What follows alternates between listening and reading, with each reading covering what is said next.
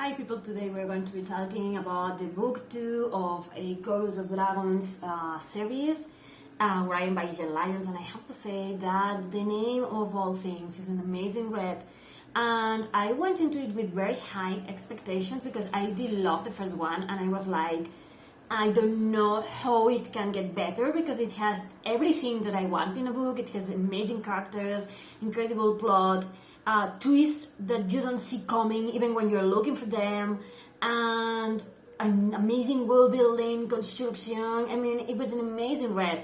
So yeah, I went into this one with very high expectations, as I was saying, and I have to say that this one is even better than the first one, which seems like an impossible thing, but yes, it is. I have to say that I love the epic fantasy that Jenn Lyons is constructing with this series, and I have to say that I love it, everything to it. I love the story, where the story is going, and I love that we are in this present moment and we are hearing about prophecies that come from old times, and that sometimes we are going to be talking about gods that live way back, and that we have dragons and other mythical creatures, and all of them have like a lot of things to say in this story, in this present moment. And it seems like there is this kind of conflict that's been spamming for generations, like lots of generations, and that we have this idea of reincarnations, of different gods reincarnating, or different people reincarnating and coming back, like, you know, and knowing each other, like when you see someone and you feel like the person, animal, whatever, it's important to you, you can see it in their eyes, and it's something that's mutual. We're going to have that in here. So the story, as I say, is amazing. I love that we pick up where we left off.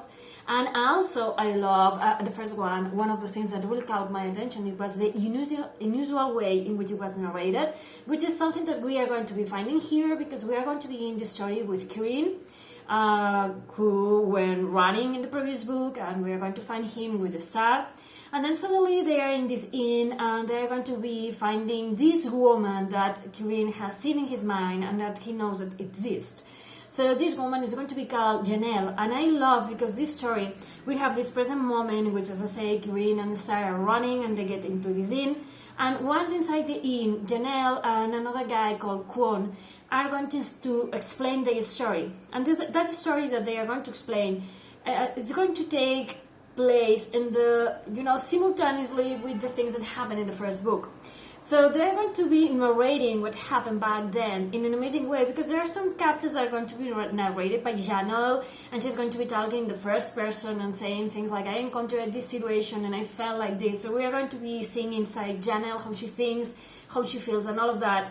And there's moments in which she needs to rest her voice, and Kwon, brother Kwon, is going to narrate the story, but greater more like a chronicle, because he's chronicling the story, so he's going to be like speaking in third person. And then we're going to have moments in the present in which Kirin is going to be saying what, because we are going to be able to see lots of parallelisms with the story of Janelle and the things that were happening, as I say, simultaneously with Kirin in the first book. And this, for me, this is an amazing storytelling.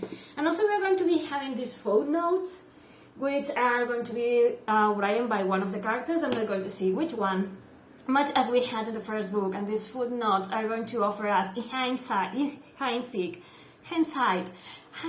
don't know how to pronounce that, into the person who's writing the notes, and also it's going to offer us like this wider scope into the story, in the way that it's going to be making us second guess things. So yeah, we're going to find, as I say, Janelle and her merry band of brothers and sisters.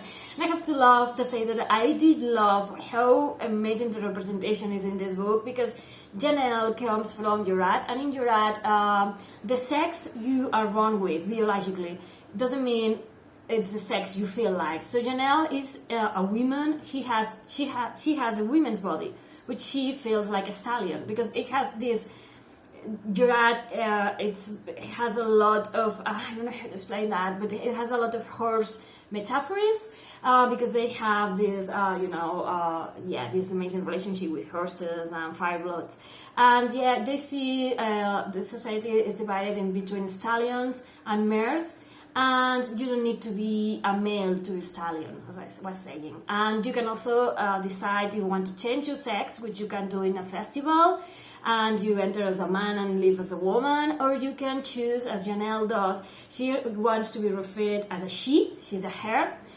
She has a woman body, but she feels like a man, and she refers to herself as a stallion, and I love that. And I love that women in this society can achieve whatever role they want, as she's a count.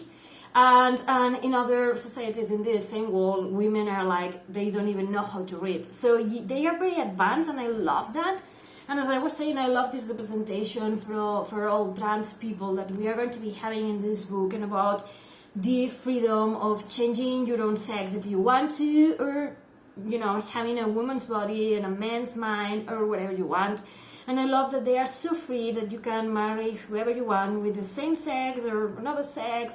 And also I do love talking about sex, that you can have this freedom of sexuality, that you can go with whoever you want. And it's a very free society, because no one is forcing anyone. If you go up to someone and say, hey, do you want to have sex with me? If they say yes, perfect. If they say no, it doesn't matter. You keep talking with them, and you go searching for someone else to have sex with. And I love that we have this very open-minded, amazing society, and you're going to have to learn the book to learn how much more things, I don't know how to tell today, how many more things are going to be amazing in this book. And I think every page of this book was amazing.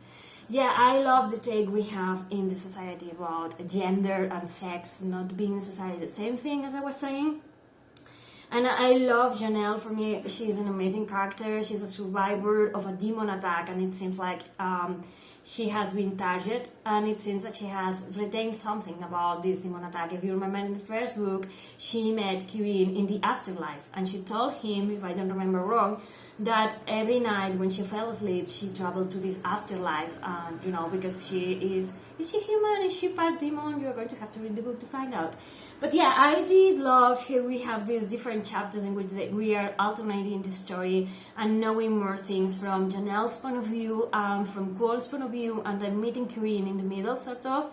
And then comes a point in the book in which we are in the present moment, and it's amazing to see how they conjoin or not conjoin forces. And I love how the story moves. I love the plot. I love the intricacies of these books. There's lots of politics, there's lots of backstabbing, there's lots of amazing characters, and I love that we have strong women who are, forefront in the story. And there's lots of things I love, and I love, actually what I love best about this story, maybe the representation, different sexualities, LGBT representation, but also what I love is that we have amazing characters who are perfectly wrong. And the story is brilliant. I mean, I don't know how she can imagine and create all the marvelous things that we see in the books. But if that wasn't enough, as I say, all the representation, inclusivity, and the amazing world building and storytelling, and the way she has of writing that gives you hook, and there's lots of punchlines, and at the beginning of each chapter you have these sentences that you have to read because they are gold and they're very ironic and you're going to be laughing. And then you have these amazing characters that are so alive, that they're amazing, and you feel like you're with them, they're living the story, and they have so many layers and so many emotions, and they are human because they do things and they do wrong, and they try to do right things, and they err, and they get up and keep on fighting, and sometimes they cry, and sometimes they feel like they have to hide behind this barrier, pretending that they are stronger than they feel because they have people counting on them.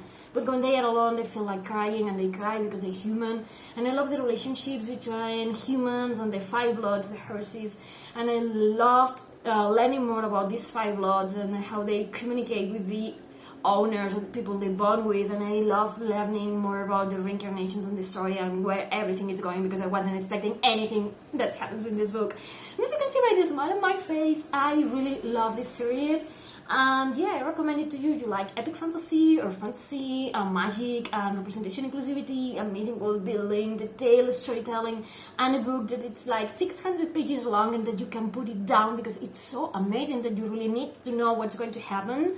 And the endings are so satisfying, while at the same time being presenting the next book, and it's like, what is going to happen now? So yeah, I recommend this series to you like 100%, because this series have been like one of the most amazing books I have been reading, not this year, but like in my whole life. So yeah, pick them up because they are amazing. Thank you for watching. Bye.